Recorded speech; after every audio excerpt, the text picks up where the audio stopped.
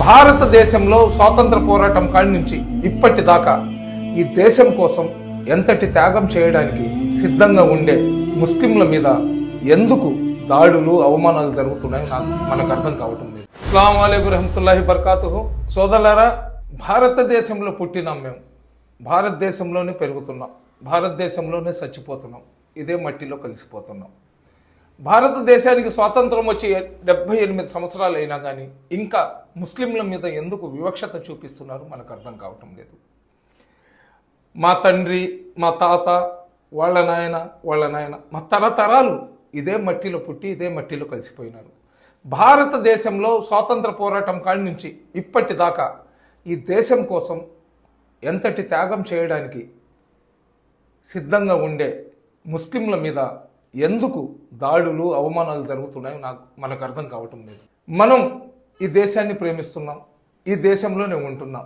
కానీ కొంతమంది, అది ముస్లింలలో ఉన్న మతోన్మాదులు కానివ్వండి, హిందూయిజంలో ఉన్న మతోన్మాదులు కానివ్వండి, లేదా ఇతర కులాల్లో ఉన్న మతోన్మాదులు కానివ్వండి, ఈ భారతదేశంలో ఉన్న సర్వమత సమానత్వాన్ని విచ్ఛిన్నం చేయడానికి ఏదైతే కుట్రలు చేస్తున్నారో ఆ కుట్రల్లో మనం అందరం కూడా బానిసలం అయిపోతున్నాం.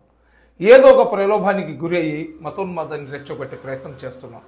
మొహమ్మద్ ప్రవక్త మీద అనుచిత వ్యాఖ్యలు చేస్తారు ఒకతను, ఇంకొకతను మాకు 15 నిమిషాలు టైం ఇస్తే మేము హిందువులను చంపేస్తాం, పొడిచేస్తామని ఇంకొకతను చెప్తాడు, ఇంకొకతను ఇంకొక మాట చెప్తాడు. చట్టాల్లో ఉన్న లుసుగులు చూపించుకొని వాళ్ళు బయటికి వచ్చేస్తున్నారు. ఎవరైనా సరే భారతదేశ రాజ్యాంగానికి విరుద్ధంగా, భారతదేశంలో ఉన్న కులమతాలకు విరుద్ధంగా మాట్లాడితే అది ముస్లిం కానివ్వండి, హిందూ కానివ్వండి, క్రైస్తవులు కానివ్వండి, ఎవరైనా కానివ్వండి, అటువంటి వ్యక్తులకు ఈ దేశంలో ఉండే అర్హత లేకుండా వాళ్ళని దేశ బహిష్కరణ చేయాలి. ఆ విధంగా చేసినప్పుడే సర్వమత సమానత్వాన్ని మనం కాపాడుకోగలుగుతాం.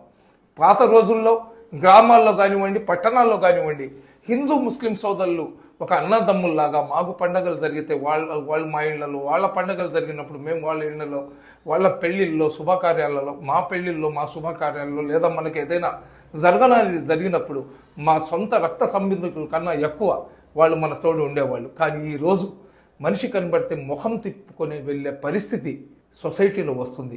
ఈ సోషల్ మీడియాలో రకరకాల పుకాలు సృష్టించి, రకరకాలుగా ఏదో ఇన్సిడెంట్స్ని మార్ఫింగ్ చేసి, రకరకాలుగా చూపించి మత కల్లోలాలను రెచ్చగొట్టే ప్రయత్నం చేస్తున్నారు. మనం చూస్తున్నాం, కరోనా లాక్డౌన్ వచ్చినప్పుడు చాలామందికి సహాయ సహకారాలు అందించినారు. కానీ ఆ రోజు మనం 350 మంది పేద బ్రాహ్మణ సోదరులకు మనం కూడా సహాయ సహకారం అందించినాం. ఆ రోజు మనం కులం మతం చూడలేదు.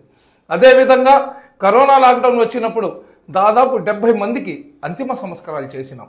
70 మంది హిందూ సోదరులకు.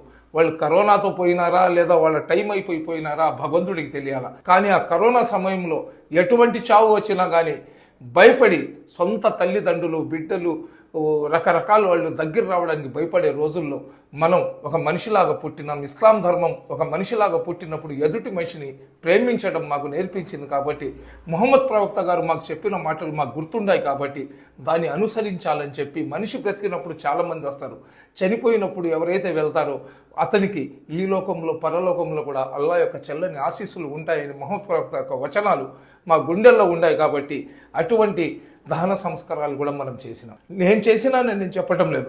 హిందూ సోదరులు కూడా చాలామంది ముస్లింలకు సహాయ సహకారాలు ఇచ్చుంటారు. ఎందుకంటే భారత గడ్డ మీద పుట్టిన ప్రతి ఒక్కరు కూడా ప్రేమ, అనురాగాలు, బాంధుత్వాల మధ్య మేము ఎంతో దానికి వాల్యూ ఇస్తాం. కాబట్టి సోదరులారా, కులాలు, మతాలు, రకరకాల మాటలు చెప్పి ఎవరైనా మాకు రెచ్చగొట్టే ప్రయత్నం చేస్తే అటువంటి విషయాల్లో జోక్యం చేసుకోబాకండి, అటువంటి విషయాల్లో రాబాకండి. ఎవరైతే మతోన్మాదాన్ని రెచ్చగొట్టే ప్రయత్నం చేస్తారో అటువంటి వ్యక్తులను నిలదీయండి.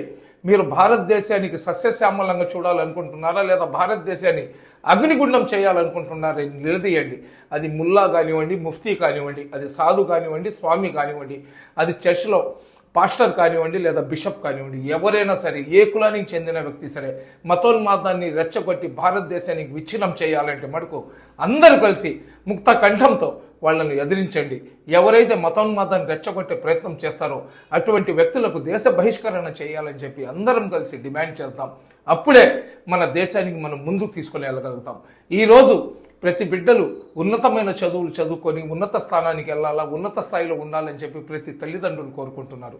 కానీ ఒక పక్క మతోన్మాదం, ఒక పక్క ఆడబిడ్డలకు చదివించాలంటే మానభంగాలు, ప్రాణాలు పోతాయనే భయం, ఈ రకరకాల పరిస్థితుల్లో, రకరకాల ఇబ్బందుల్లో ఈరోజు సొసైటీ ఉంటే దాంట్లో ఈ కులాలకు, మతాలకు తీసుకొని వచ్చి రెచ్చగొట్టే ప్రయత్నం చేసే ఏ వ్యక్తి అయినా కానీ అటువంటి వ్యక్తులకు ఎవ్వరు కూడా దగ్గర తీయబాకండి, అటువంటి వ్యక్తులకు ఫాలో కాబాకండి. ఈ దేశం మనది, ఈ దేశం మీది, మాది.